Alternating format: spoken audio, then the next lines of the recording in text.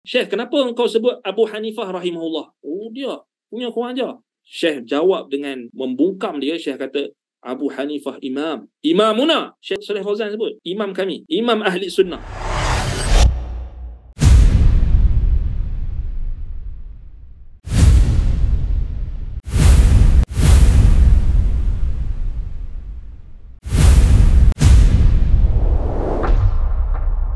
Yang hari tu kes cela Imam Abu Hanifah kan, sesatkan Abu Hanifah. Macam ni juga. Cuba tengok Syekh Fauzan, Syekh Saleh Al-Fauzan, bila ada tengok penuntut ilmu yang kurang ajar, tanya dalam majlis Syekh Fauzan, ada rakaman.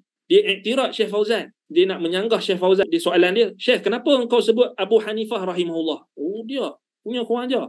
Syekh jawab dengan membungkam dia. Syekh kata, Abu Hanifah imam. Imamuna. Syekh Saleh Fauzan sebut. Imam kami. Imam ahli sunnah. Walaupun orang tak suka dia. Tengok macam mana alim. Kemudian Syekh Fauzan jelaskan. Kenapa ada kalam-kalam ulama salaf yang mentahzir Abu Hanifah tu? Syekh jelaskan. Kerana Abu Hanifah meluas-luaskan penggunaan kias.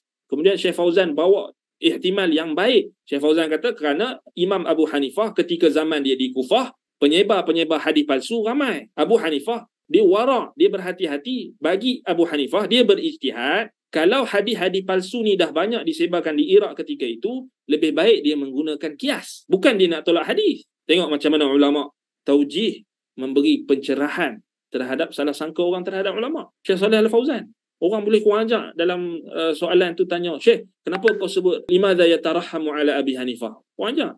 Ni macam ni, puak-puak ni, ada ni sekarang ni. Mai serang Abu Hanifah, bukan ulama, bukan ahli hadis, bukan ini, lepas tu mai pula An-Nawawi ahli bid'ah, mai pula nanti Ibnu Hajar ahli bid'ah. Lepas ni Az-Zahabi dah ada dah sekarang ni, cuma dia orang tak berani. Ini bahaya. Ulatul tahzir ni bahaya dia. Perangai mereka ni sama macam golongan Haddadiyun yang muncul pada 40 tahun yang lalu, pada zaman ulama-ulama kibar masih hidup, dan mereka telah memberi amaran dan warning yang keras terhadap golongan ini. Memang banyak. Jadi hati-hati. Sebab itulah kita nak mengaji ilmu agama ni, kena pilih guru yang betul-betul, bukannya dia main cedok-cedok. Sebab tu anda tak suka kita tak ada kuliah yang kita ikuti dengan tersusun, dengan istiqamah. Kita hanya ambil daripada Facebook, baca status orang tu, status orang ni. Kadang-kadang anda tengok banyak yang dia orang dengar pengajian hanya daripada YouTube, tapi salah faham banyak. Terjemah salah, tak betul, salah. Ambil fatwa ulama', ambil konteks yang salah, kemudian nak tujukan pada orang ni, nak tujukan pada orang tu, salah tu. Wallahul musta'an. Sifat tergesa-gesa, datang pendakwah daripada luar negara, datang nak bagi ceramah, dijemput ke dalam negara kita ni, dengan tergesa-gesa. Ada syabab-syabab yang terus keluar poster tahzir Syekh Asim Hakim contoh kan. Ini apa benda? Akidah salah ke ajar kita macam tu perangai? Ada orang nak datang berdakwah, orang itu dikenali pendakwah, orang itu bukannya dia ajak kepada benda bid'ah, bukan dia ajak kepada benda khurafat, dia ajak kepada tauhid, dia ajak kepada sunnah, dia ajak orang untuk agungkan sunnah, dia menyebarkan ilmu. Syekh Asim Al-Hakim makruf pendakwah yang kita kata memang iltizam dia pada dakwah, dia bukan terlibat dalam politik apa.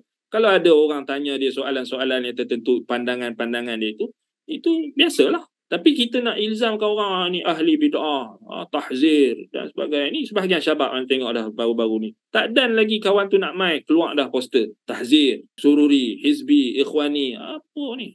Ini kita kata penyakit sebahagian penuntut ilmu. Syabab-syabab yang semangat ni. Dia hanya ambil yang Syekh Saleh Fauzan punya tahzir ahli bid'ah secara umum, kemudian dia pun letak dekat orang yang dia nak. Contoh Syekh Asim Hakim datang ni, kita cari perkataan Syekh Rabi', kita cari perkataan Syekh Saleh Fauzan, kita cari perkataan Syekh ini, Syekh itu, kita tanzilkan, kita letakkan pada orang ini yang kita tak suka. Ini permainan yang sangat jahat. Jangan kita terjebak dalam macam ni.